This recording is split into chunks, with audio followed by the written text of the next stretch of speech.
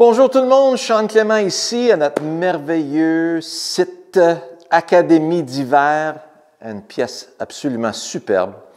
Alors aujourd'hui, on vous parle de mon joueur préféré qui s'appelle Cameron Champ.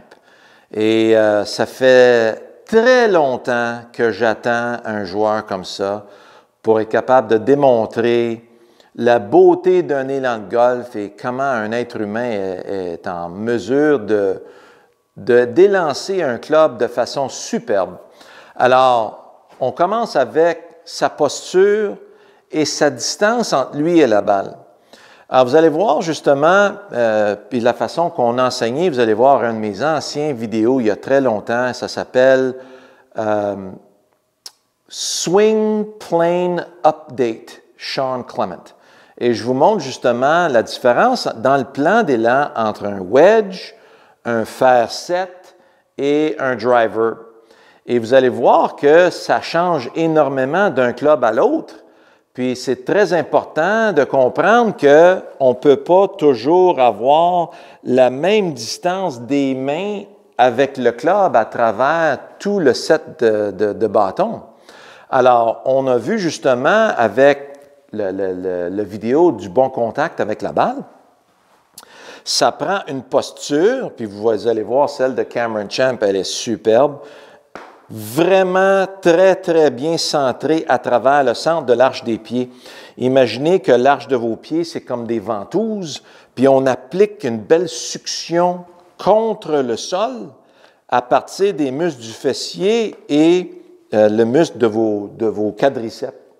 Alors, j'ai une belle application de mon poids, mon centre de gravité, à travers tout ceci. Maintenant, je me place avec mon fer 7. Alors, vous voyez qu'avec le fer 7, en ayant mes coudes devant moi, vous allez voir que les coudes de Cameron Champ restent toujours devant lui et ne tombent jamais derrière lui.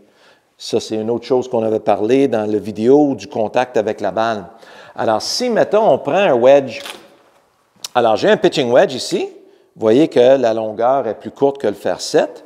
Et vous allez voir que mes mains, avec le wedge, si je fais mon petit va-et-vient sans arrêter ici, vous voyez comment mes mains sont très, très proches de mes genoux. Alors, si je fais la même chose avec le fer 7, vous allez voir tout d'un coup que mes mains commencent à s'éloigner du corps. Alors, les mains ne peuvent pas être en même position. J'étais ici avec le wedge, je suis maintenant ici avec le fer 7. Et si on amène le bois 1 maintenant, bien là, c'est énormément plus long qu'un wedge. Regardez la différence. D'après moi, c'est quasiment un pied, ça. Alors donc, si je fais mon va-et-vient sans arrêter avec le bois 1, puis vous voyez qu'avec le bois 1, on ne prend pas de divot comme de raison. Non? Ça reste légèrement en surface du sol. Alors, regardez mes mains maintenant où ils sont. Puis vous allez voir exactement la même chose avec Cameron Champ. Alors, il faut prédéployer la position des bras dans le plan de l'élan ici.